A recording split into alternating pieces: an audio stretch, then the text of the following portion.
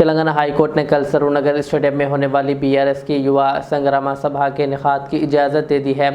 समाअत के दौरान अदालत ने पुलिस से सवाल किया कि 17 दिन तक इजाज़त से मुताल्लिक़ फैसला क्यों नहीं किया गया। बीआरएस कायद आरएस प्रवीण कुमार ने कहा कि पार्टी तमाम कानूनी तकाज़े पूरे कर रही है और ये जलसा हर हाल में मुनक़िद होगा। उन्होंने पुलिस से अपील की है कि वो कानून के मुताबिक काम करें और किसी गैर कानूनी हिदायत पर अमल ना करें।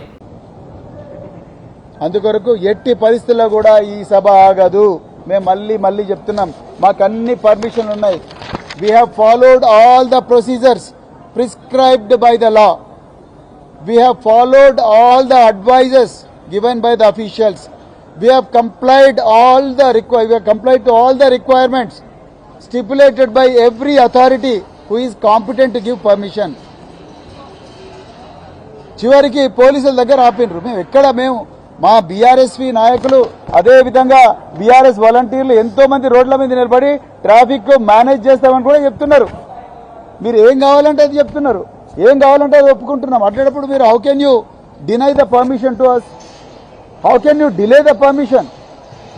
మీరు ఆన్సర్ చెప్పాలి। మళ్ళీ నేను పోలీస్ అధికారులకు చెప్తున్నా, పరిపాలనా శాఖ వాళ్ళకి చెప్తున్నా, దయచేసి మీరు రేవంత్ రెడ్డి గారి అక్రమ ఆదేశాలు పాటించకండి, చట్ట ప్రకారం నడుచుకోండి। మేము మీరు చెప్పిన ఆదేశాలన్నీ పాటిస్తూనే ఉన్నాం, అయినా కూడా మీరు దీంట్లో మరి అడ్డంకులు సృష్టిస్తే మాత్రం తప్పకుండా రేపు జరగబోయే పరిణామాలకు మీరే బాధ్యత తీసుకోవాల్సి ఉంటుంది। మేము మాత్రం ఈ సభ జరిపి తీరుతాం, తప్పకుండా జరిపి తీరుతాం। ఇది మా హక్కు, రాజ్యాంగం మాకిచ్చిన హక్కు, ఆర్టికల్ 19 మాకిచ్చిన హక్కు। మేము ఎవ్వరిని కూడా ఇబ్బంది పెడతలేము, ట్రాఫిక్ కూడా ఇబ్బంది పెట్టడం లేదు, హింసను ప్రేరేపించే సంస్కృతి మా పార్టీలో లేదు, వ్యక్తిత్వ హననం చేసే సంస్కృతి భారత రాష్ట్ర సమితిలో లేదు।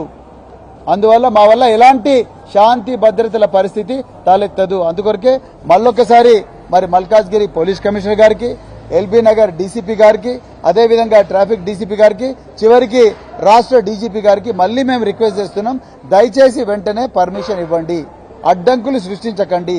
మీరు అడ్డంకులు సృష్టిస్తే దీని ఇంపాక్ట్ తెలంగాణ రాష్ట్రం మీద అంతుంటది, ఆ జరగబోయే పరిణామాలకు మళ్ళీ మీరే బాధ్యులవుతారు।